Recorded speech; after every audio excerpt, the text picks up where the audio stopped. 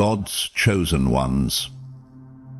9 signs that people perceive you are the chosen one. People secretly notice about you. There are people who walk into a room and disappear. And then there are the others. They don't speak loudly. They don't try to impress. But when they enter, the atmosphere shifts. Conversations pause. Eyes lift. Something stirs. Maybe that's been you. You've spent your life wondering, why do people react to me like that? Why do I feel watched, misunderstood, even when I'm quiet? It's not about beauty, or charisma, or clothes. It's not your tone, it's your light. It's not your voice, it's your presence. Some people feel comfort when you arrive. Others feel conviction. You never asked for attention, but your essence draws it. You weren't made to fit in, you were born to stand out, because heaven marked you.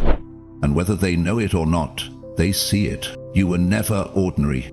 I didn't know what it was back then. The long stares, the whispers when I walked in, the silence that followed me like a shadow. I thought maybe something was wrong with me. Maybe I was too quiet, too strange, too different. But now I understand. I was never meant to blend in. It started young. While other kids played tag or swapped stickers at recess, I sat beneath the oak tree, wondering why I always felt older than my age. I didn't have the words for it yet, only this feeling, this knowing, that I wasn't here just to exist. You think too deeply. You're too intense. Why are you so serious all the time? They didn't know I wasn't trying to be anything. They're just being. And that being carried something unseen. You see, the chosen rarely feel chosen at first. Most of us grow up feeling misplaced, like our soul came from another world but landed in the wrong town, the wrong family, the wrong timeline. And every interaction, every glance from someone who couldn't figure us out became another piece of that invisible puzzle. But the truth is, they weren't looking at you. They were reacting to what was inside you. You didn't ask to carry light, but heaven entrusted it to you anyway. The Bible is full of this. Joseph was hated for his dreams. David was ignored by his own father. Jesus was crucified by the very people he came to save. None of them screamed to be seen, but all of them carried presence, a divine code embedded in their being. And that presence didn't ask for permission, it provoked a response. That's what happens when God marks you. People will watch you and not even know why. Some will admire you without speaking. Others will misunderstand you loudly. And some will try to shrink you, shame you, or silence you. But what they're really trying to do is quiet what they feel when you show up. Because chosen ones don't just walk into rooms. They confront atmospheres. Have you felt it? You enter a place and the conversation shifts. Not because of what you said, but because of what your presence revealed. You've seen people copy your mannerisms, repeat your words, try to wear your light, but not your cross. You've been the one they asked for advice, and the same one they later avoided when your peace convicted their chaos. And still, if you kept showing up, not for recognition, but because something holy within you refused to be silenced. There's something about your eyes, too. They've seen pain, but still shine. They've cried in silence, but still see beauty. They've stared into darkness and dared to believe in light. That's not charisma. That's character, forged in fire, tested in silence, crowned in the quiet moments no one clapped for. Let me tell you something sacred. If people seem nervous around you, if they watch your every move, judge your stumbles, or repeat your words like they discovered them, if you've ever been called too much, too deep, or too good to be true, it's not because you're flawed, it's because you're marked. Here's the mystery of it. The mark God places on you is invisible to you, but undeniable to others. It radiates, it convicts, it heals, and it exposes what's fake, even without trying. That's why your kindness gets questioned. That's why your silence gets misread. That's why your goodness bothers them. You are the mirror they didn't ask for, but can't ignore. But hear me, you were not called to shrink so they feel safe. You were not called to dim just to be accepted. You were not placed on this earth to tiptoe around the shadows when you were born to carry light. You are a chosen generation, a royal priesthood, a holy nation, God's special possession. And Peter 2:9. You didn't come this far just to fit in. You came to fulfill a mission.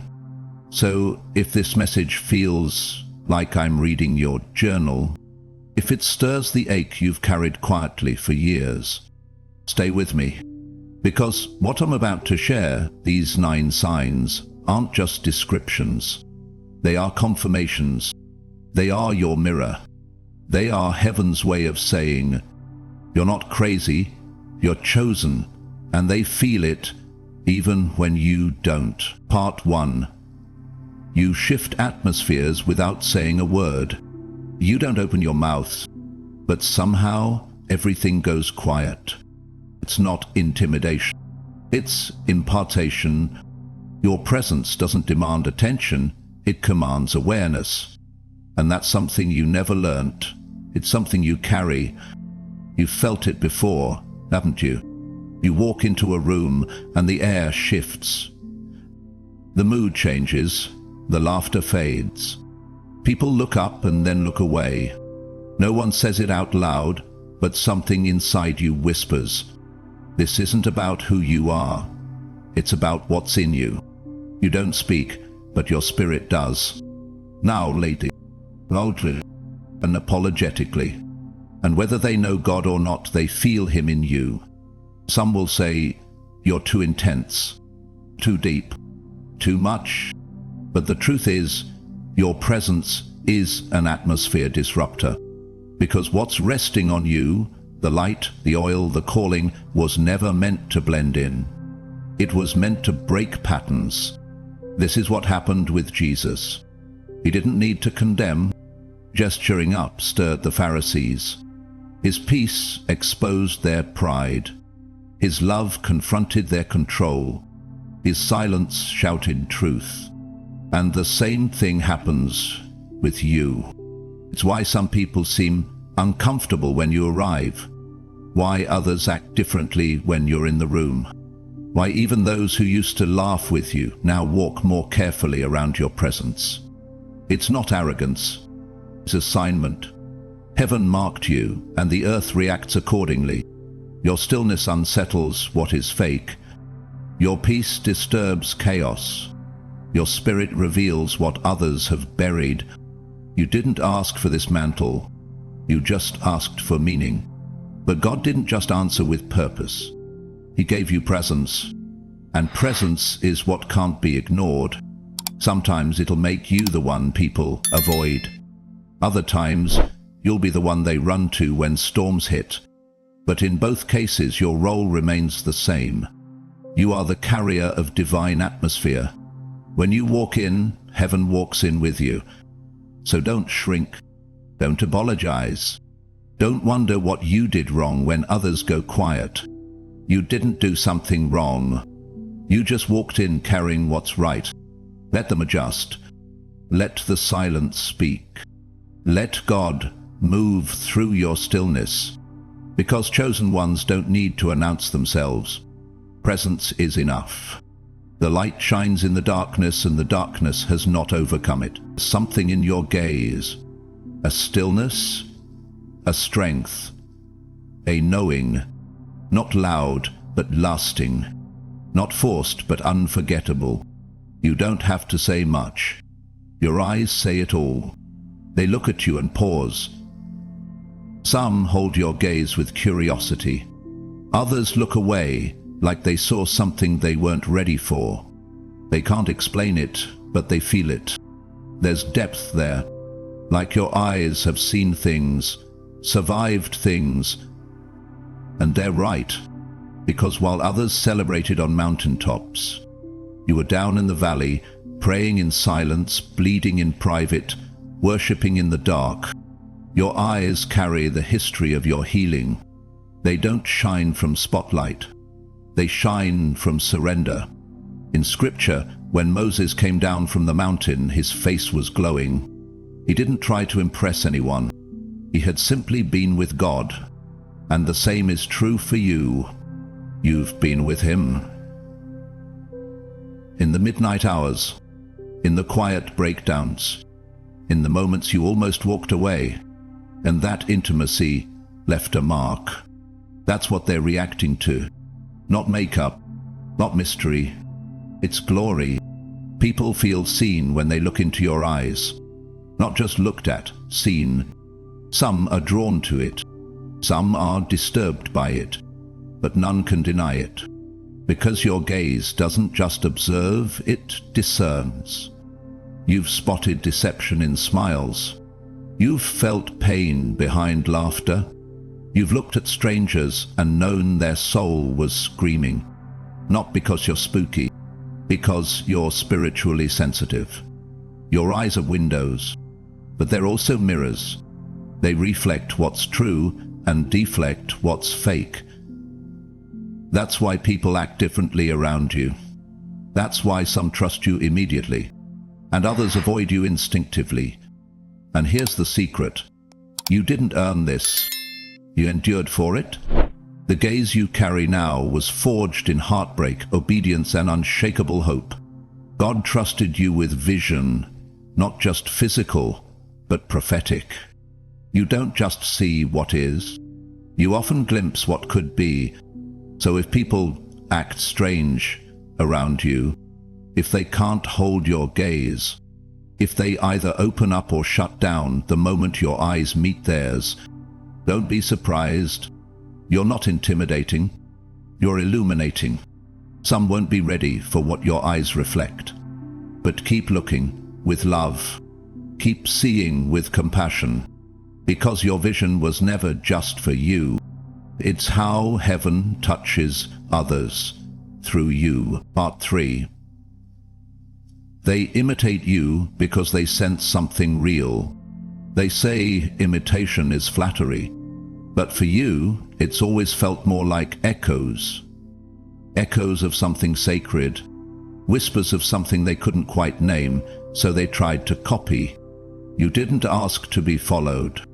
You weren't trying to stand out, but somehow your presence made a blueprint. The way you speak, the way you hold yourself, the quiet grace you carry. It's been noticed, and now it's being mimicked.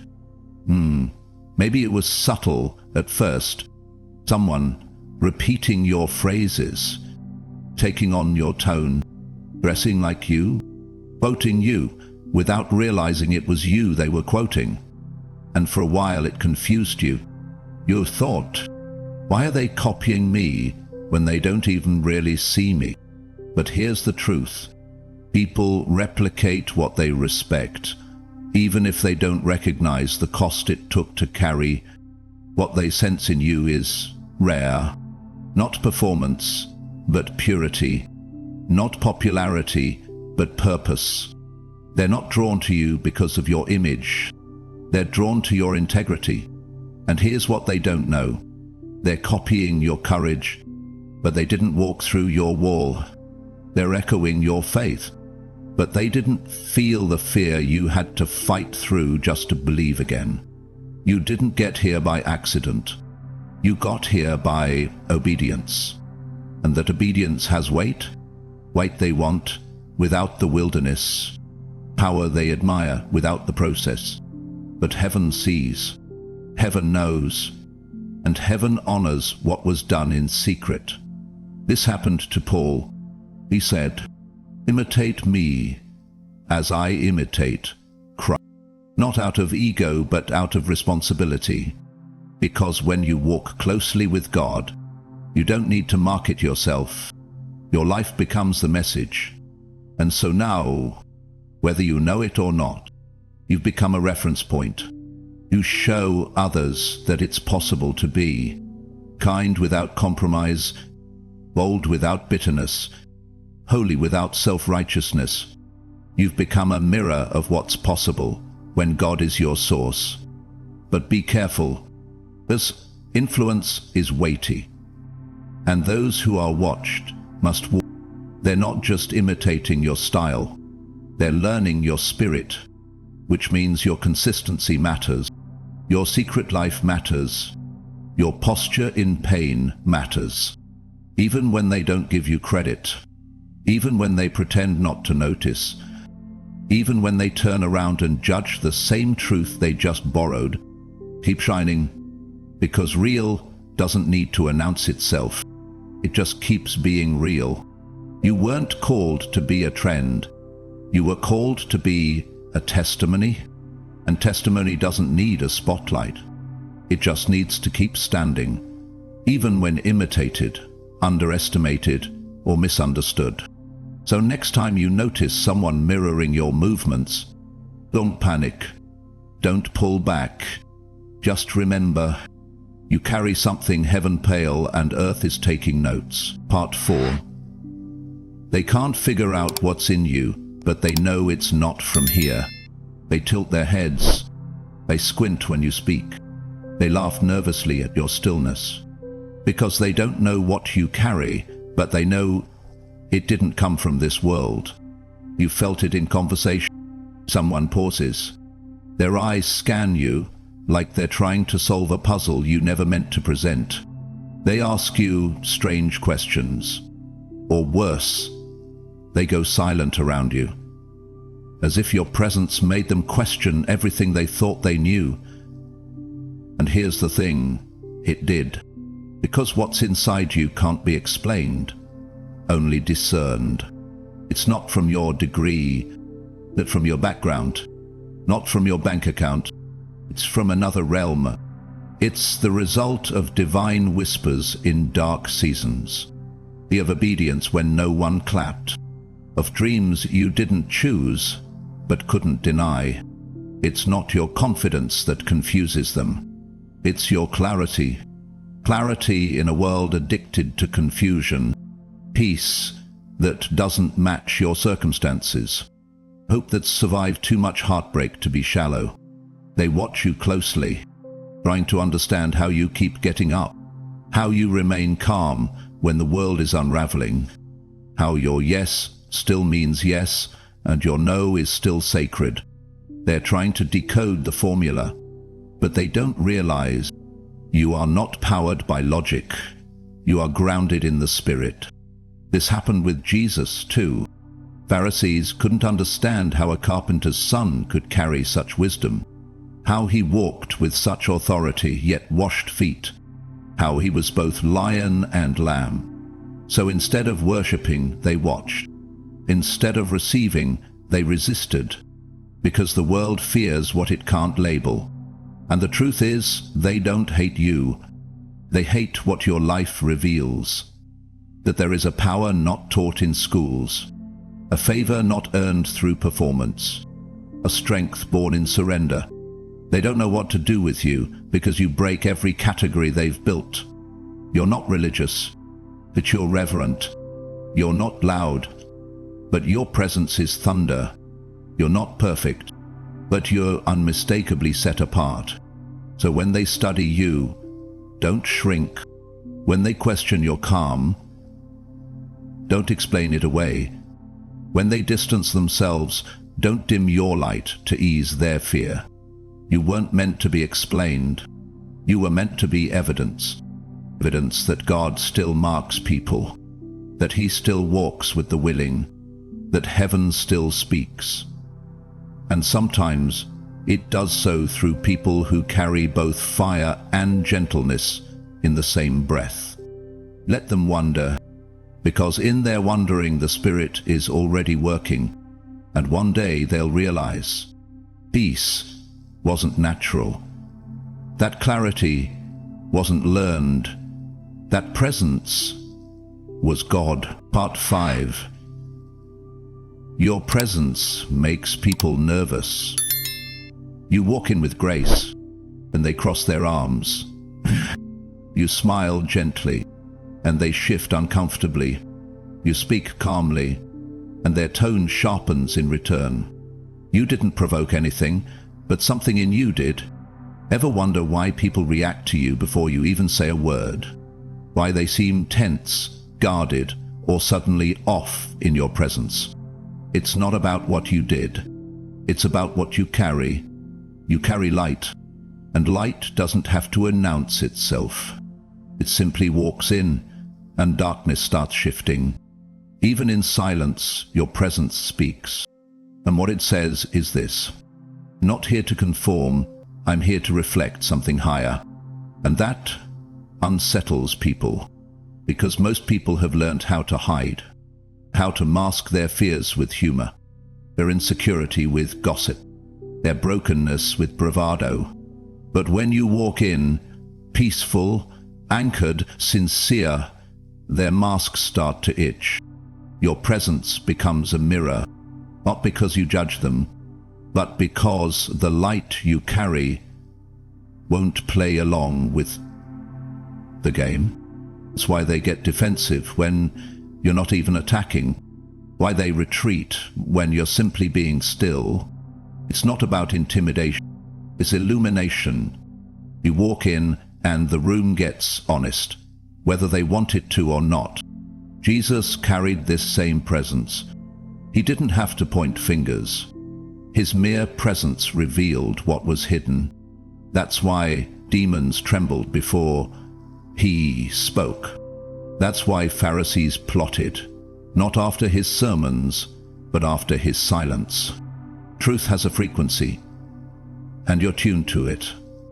This is the hidden battle of the chosen. You're not fighting with people, you're fighting against the spiritual tension your presence creates in places that are too comfortable with shadows. But don't apologize. Don't shrink to soothe their discomfort. Don't dim to keep the peace. Because your presence was never meant to keep people comfortable. It was meant to call people higher. Yes, they may avoid you. Yes, they may misunderstand you. Yes, they may say things like, "You think you're better. You make people uncomfortable. You're too serious." But they don't understand. You're not trying to make a statement, you are the statement. You're not preaching with words, you're preaching with presence. And here's the holy irony. The very presence that makes them nervous now may be the very presence that leads them to healing later. Because conviction is uncomfortable, but it's also sacred. And sometimes what feels like resistance today becomes reverence tomorrow. So keep showing up, soft but unshakable, gentle but radiant, firm but full of grace. Because the ones who are most unnerved by you may also be the ones heaven is preparing to awaken. Part 6. Strangers come to you for answers, even when you want to hide. You didn't raise your hand. You weren't trying to be noticed, but somehow they find you. It's in the middle of the store, at a gas pump, in the quiet corners of the room. They come, and they pour out their hearts like you're a sanctuary. You've lost count of the strangers who've told you their life story before you ever asked their name. A co-worker breaks down in your office. Passenger on the plane leans over and says, "Can I tell you something I've never told anyone?" And you wonder, why me? You weren't trying to be wise. You weren't trying to fix anything. You just showed up carrying peace. But heaven knew, because you don't just carry words, you carry presence. A presence that says it's safe here. There's a weight to your stillness, a wisdom in your silence, and the wounded can feel it. They don't understand why they trust you, they just do, because their spirit recognizes something eternal in yours. You weren't born with it. You became this by walking through valleys alone, by hearing God in your lowest places, by obeying when no one else clapped, by listening, even when your own heart was breaking. And that listening became a gift. Now, people come to you not because you have answers, but because you carry a lens that sees past panic. Your words don't shout, but they settle. Your presence doesn't perform, but it heals. You become, without trying, a sacred interruption to someone's chaos. This is what Scripture means when it says, "The mouth of the righteous is a fountain of life," Proverbs 10:11, because when you speak, it's not just advice, it's alignment. But let me speak to the hidden weight of that. Sometimes they seek your wisdom, but they walk with you. They lean on your peace, but never check on your pain. They honor your insight, but never understand your isolation. And that can feel unfair. But listen closely. God didn't make you a refuge for applause. He made you a vessel for purpose. And yes, it's heavy, but it's holy. So don't pull back when they come. Even when you feel unseen. Even when they don't stay. Even when they forget your name, but remember your words. Keep pouring, because someone's miracle is hidden in your obedience. You may never know how deeply your words healed them, but heaven does, and the crown isn't in being recognized, it's in being used. So next time someone walks up to you with trembling hands and a broken story, remember, you were never called to fix them. You were called to hold the space where God could. Part 7. They watch your failures like they're headlines. You can do everything right for years, but the moment you stumble, they all see it. They don't remember the times you prayed for them. They forget the sacrifices you made in silence. But the moment you bleed, they broadcast it.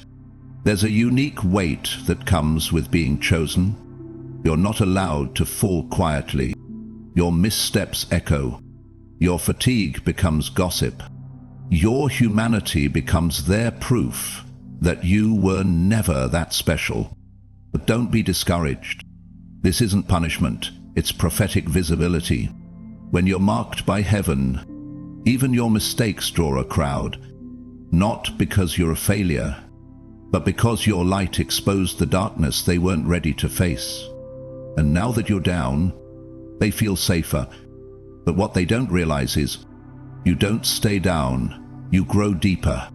Joseph was falsely accused, thrown in a pit, imprisoned, unjustly, and still God elevated him.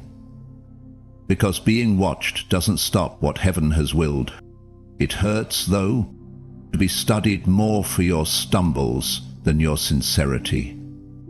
To be criticized by the very ones you comforted, to be whispered about, not because you sinned, but because they hoped you would. And when you did, even just once, they celebrated privately like your fall validated their apathy. But don't let it change you, because here's the truth. They don't actually hate your humanity. They hate what your rising reminds them of. That God really does use broken vessels. That favor doesn't require perfection. That someone can fall and still carry glory. Let your stumble be a sermon. Let your imperfection be an invitation to grace. Because someone is watching, not to mock you, but to see if restoration is real. And when you get up, not with arrogance, but with humility, you preach louder than any pulpit ever could. Even in failure, you are chosen. Even in weakness, you carry weight. Even when misunderstood, you remain marked. So yes, they'll talk. Let them. Because while they're watching, God is working. What they thought would discredit you is actually the doorway to your next level. Don't fight to explain. Don't beg to be reaccepted. Just rise. Let your redemption roar louder than their rumor. Part 8. You don't belong in certain places anymore. You used to laugh there, feel safe there, fit in there. But now, it feels foreign. The place didn't change, you did. There's a holy discomfort that creeps in silently. You walk into rooms that once held your joy, and now you feel like a stranger, like your soul is whispering, we don't live here anymore. Not physically, spiritually. It's not pride, it's not rebellion, it's repositioning. Because when God shifts your identity, He often starts by shifting your environment. This is what happened to Abraham. God told him, leave your country, your people, your father's household, and go to the land I will show you. Why? Because the familiar can become fatal to your future. You're not better than them. You're just no longer fed by them. What once comforted you now drains you. What once filled you now frustrates you. You try to laugh, but it feels hollow. You try to engage, but your spirit grows silent, because heaven has already moved you in the invisible realm. And now your outside hasn't caught up with your inside. That's why family gatherings feel heavier, why the old friend group feels off, why even some church circles feel like echo chambers instead of living water. You didn't change overnight, but something holy did. Your vision got deeper, your calling got louder, your appetite for meaning got stronger, and the places that once held you can't house you anymore. This dislocation is divine. God isn't just pulling you away from something, He's pulling you into something, a new place, a higher frequency, a kingdom connection. And yes, it may feel like loneliness, but what you're really feeling is elevation. Don't force it. Don't fake comfort. Don't stay where you've already been released, because staying for the sake of sentiment can strangle what God is stirring. You're not crazy. You're not distant. You're not broken. You're just not called to stay where God no longer moves in you. He's making space. He's cutting cords. He's clearing room. Because the next place isn't just geography, it's glory. And to carry what's coming, you can't keep clinging to what's gone. So if you felt this ache, this strange silence in once holy places, take heart. You're not being cast out. You're being called up. Part 9. Your goodness bothers those who live in wickedness. You walk in with kindness, and they flinch. You offer grace, and they accuse. You extend love, and they call it fake. You didn't come to confront anyone, but your goodness did. There's a weight to being pure in heart. Not perfect, not sinless, but pure, sincere, transparent, consistent. In a world full of performance, your authenticity stings. In a system built on masks, your truth is too loud. And here's what no one tells you. Sometimes your light will not be loved. It will be attacked. Not because you've done wrong, but because your goodness unmasks what others are trying to hide. Your compassion highlights their control. Your gentleness exposes their manipulation. Your joy, your unshakable, quiet joy, disturbs the ones who built their worth on bitterness. This is what happened with Jesus. He was purity embodied. He healed. He loved. He forgave. And for that, they plotted to kill him because he didn't play by their religious rules. He didn't flatter their falsehoods. He revealed without trying to. And that's what you do, not because you're loud, but because your life echoes heaven's tone. It's why they accuse you of being fake. Why they say you think you're better. Why they push narratives around your name that don't fit who you are, or ascribing you. They're defending themselves from what your life reveals. Because evil doesn't just hate goodness, it's threatened by it. Your refusal to gossip, your decision to forgive, your relentless hope. All of it becomes a mirror they can't escape. But don't grow cold. Don't let the rejection harden your heart. Don't let false accusations make you bitter. Because your goodness isn't just a trait, it's a testimony that love still exists, that grace still breathes, that light still walks this earth through human form. And one day, the same people who mock your heart now will come looking for that heart when they need healing. Because goodness is confrontational, but it's also curative. You were never meant to blend in with the bitter. You were made to heal what bitterness tried to break. So don't love louder, live deeper. Keep being real in a world that rewards masks. You are not naive. You are not weak. You are spiritually strong, and that's why the darkness reacts so strongly to your light. Keep shining, because your light doesn't just disturb, it delivers. You were not just noticed, you were called. You never asked for the spotlight. You didn't chase attention. You just walked into rooms with sincerity, and the atmosphere changed. You were the quiet one, the thoughtful one, the one who carried peace like it was stitched into your bones. And yet, people stared. He whispered. Some were drawn to you. Others were disturbed by you. You didn't know why until now. Because this was never about charisma, or talent, or charm. It was about the mark, the one heaven placed on your life. Before you even knew how to say the name Jesus, the one that speaks louder than your resume, your appearance, or your words. You carry a presence, not of your own making, but born of intimacy with God. You didn't get this light from a stage. You got it in the shadows, in prayer closets, in nights where no one checked on you. But God whispered, "Keep going. I see you." They noticed because heaven announced you. And even if they couldn't explain it, they reacted to it. Because when you're chosen, the world feels it, and it responds.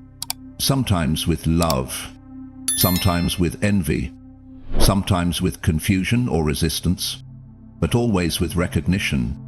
Yes, you've been misunderstood. Yes, you've walked alone. Yes, you've been rejected in rooms you were sent to heal. But hear this. You were not rejected, you were revealed. You weren't being punished, you were being positioned. You weren't too much, you were just marked. And now you know. That thing you couldn't explain, the reactions you couldn't shake, the reason they stared, imitated, criticized, confessed. It was never about you. It was always about who was in you. You carry glory. You carry discernment. You carry answers to problems people haven't even voiced yet. You are a mirror, a messenger, a divine disruption in a world dulled by noise. So rise, chosen one, not for approval, but for assignment, not to be applauded, but to awaken, not to fit in, but to set the temperature of every room God sends you into. Let them talk, let them wonder, let them watch. And when you stumble, rise with grace. When you're questioned, respond with wisdom. When you're overlooked, smile with peace, as heaven already saw you, chose you, commissioned you. But you are a chosen generation, a royal priesthood, a holy nation, his own special people, that you may proclaim the praises of him who called you out of darkness into his marvelous light. Unction, Peter 2:9. You were never just noticed. You were marked. You were set apart. You were called.